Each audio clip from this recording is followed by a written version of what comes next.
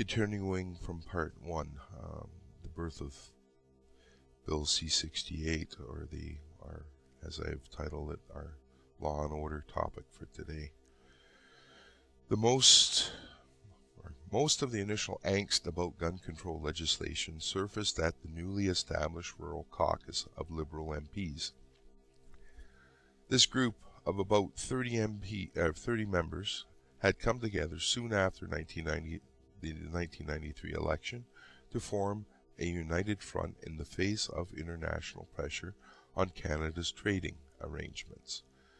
Nations belonging to the General Agreement on Tariffs and Trade were rethinking the whole system of supply management, a re-evaluation that could have serious implications for Canada's agricultural industry.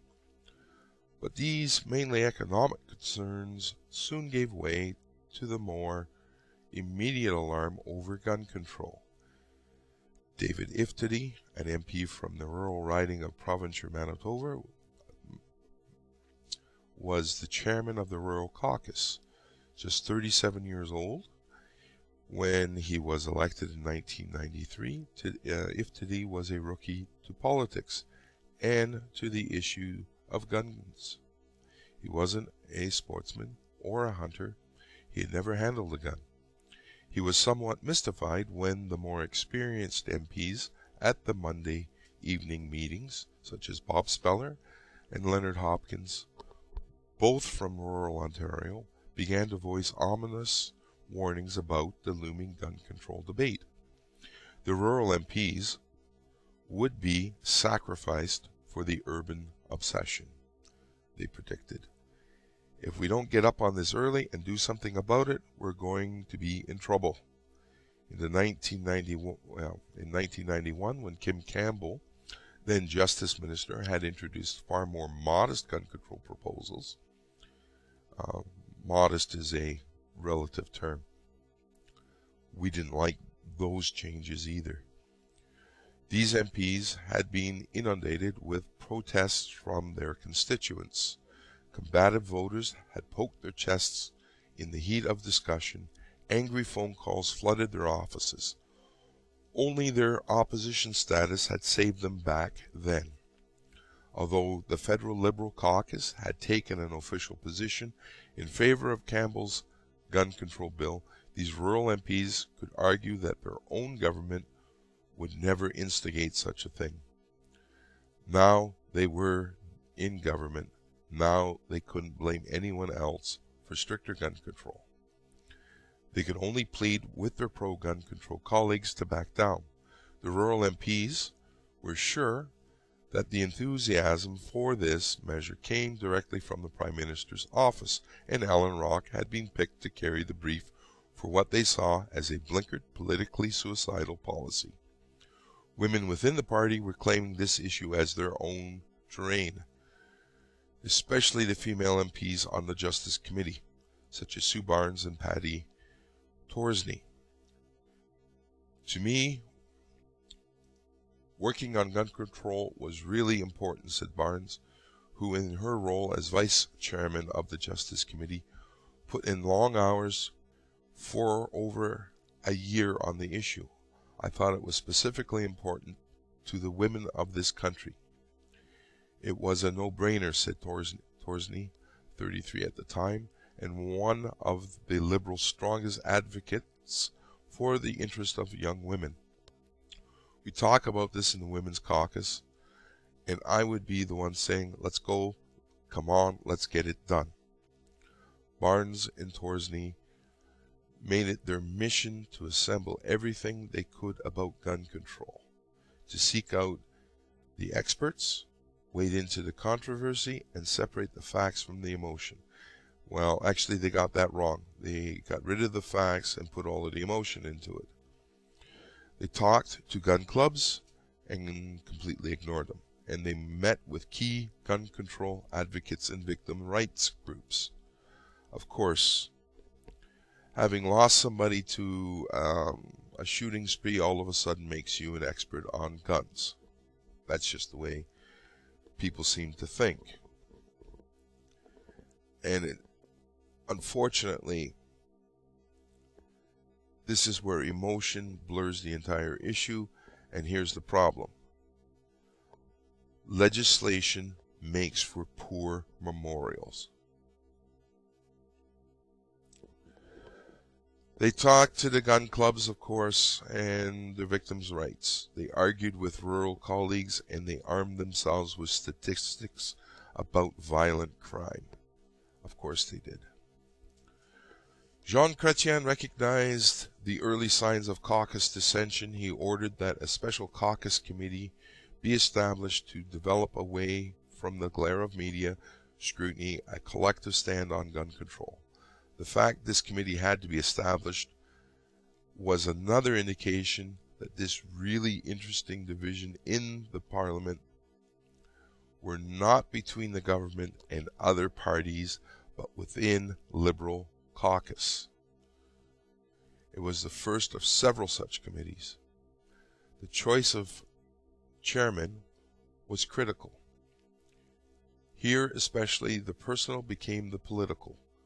Who you are and where you come from telegraphs volumes about your views on the subject as divisive as gun control. There's only one other topic that will divide people so violently, and that would be the abortion debate. Shaughnessy Cohen was an ideal representative for those in favor of gun control. She was from an urban riding close to the gun-toting United States. She was a woman, of course you gotta have that, and she was a lawyer. And according to Herb Gray, she was a perfect little toady.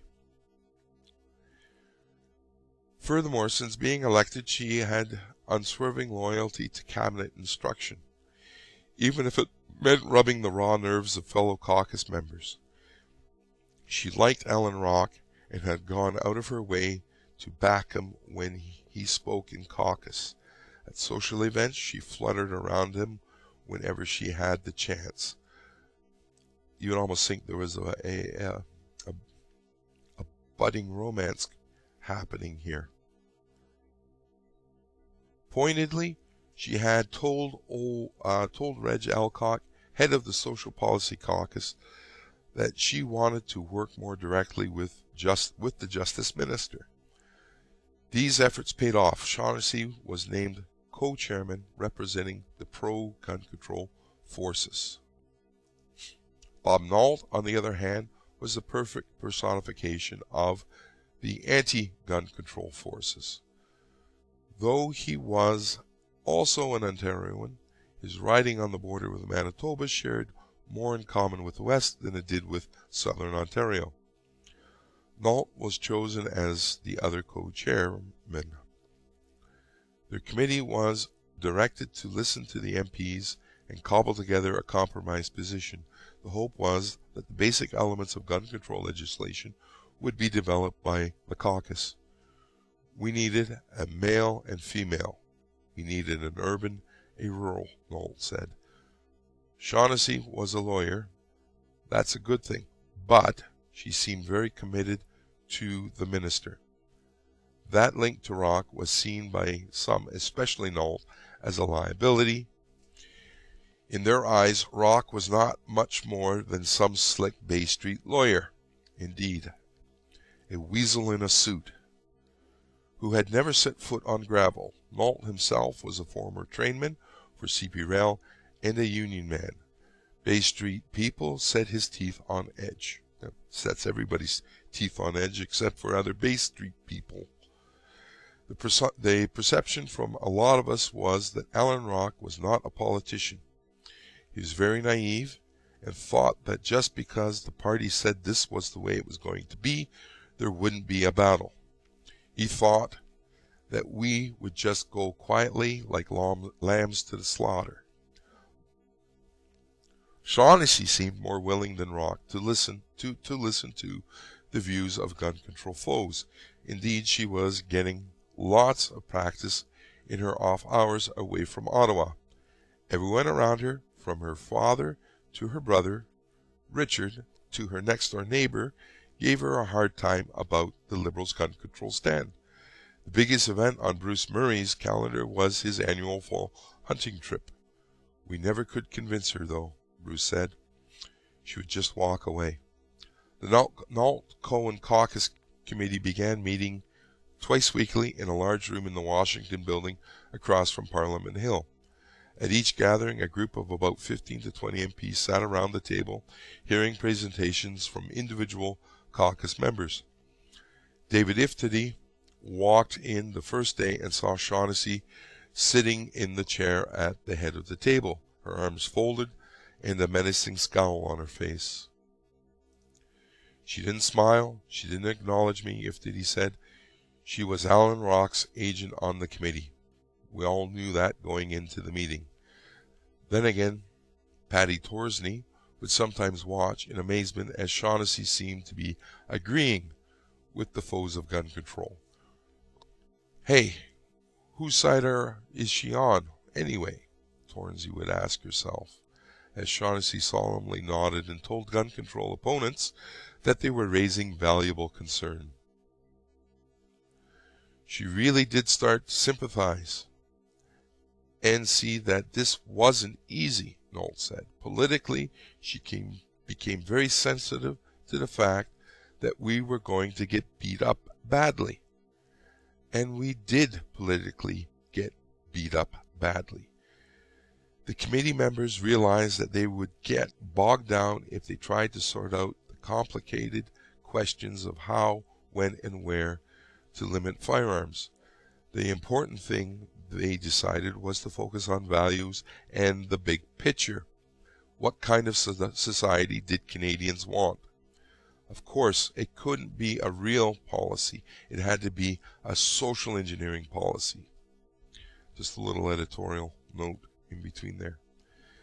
They had to think in the long term. Gun control legislation was not so much a chance to clean up the streets as an opportunity to shape a safer nation. Here we go, for the greater good. The ends justify the means. Organized opposition to gun control was building, however. On September 22, 1994, just as the Commons resumed after the summer break, more than 10,000 demonstrators converged on Parliament Hill for a massive rally.